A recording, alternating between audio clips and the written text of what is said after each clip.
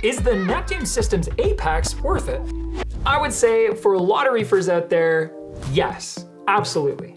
Not every reefer is going to want to use a controller, for sure, and I'll admit that before the past year, I was one of those reefers who just didn't mind doing everything manually, and any automated gear I had was a standalone digital device like a doser or a heater controller. But now that I have been using one, I think I'd be pretty hard pressed to go back to reefing without an Apex. The thing is, it's not just the convenience and automation of my regular reefing tasks that's won me over, but more than anything, the redundancies and built-in safety nets that having an Apex provides.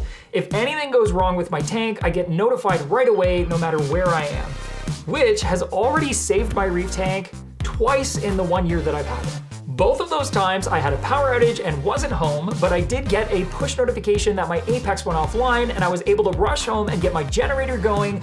Otherwise, my reef could have been without power for the entire day.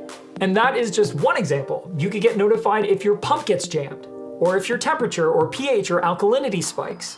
Knowing the moment that a problem pops up gives you invaluable time to address it before your fish and corals are on the brink. Beyond the invaluable safety nets that it provides, the automation also means that you can spend less time manually maintaining your reef and still achieve that greater level of stability that corals just thrive in. That means you spend more time enjoying having a reef tank and less time fussing with it, and for some, that holds the most value. I'll be honest, not having to test alkalinity, calcium, and pH manually on a daily basis has been a huge advantage for me personally.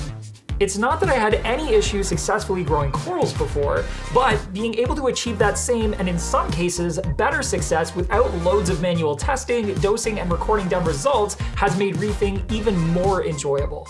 I mean, plus I no longer have to guilt myself into actually doing those tests on that frequent of a basis, or try to justify to myself why it's okay to push them off till next week when life gets busy.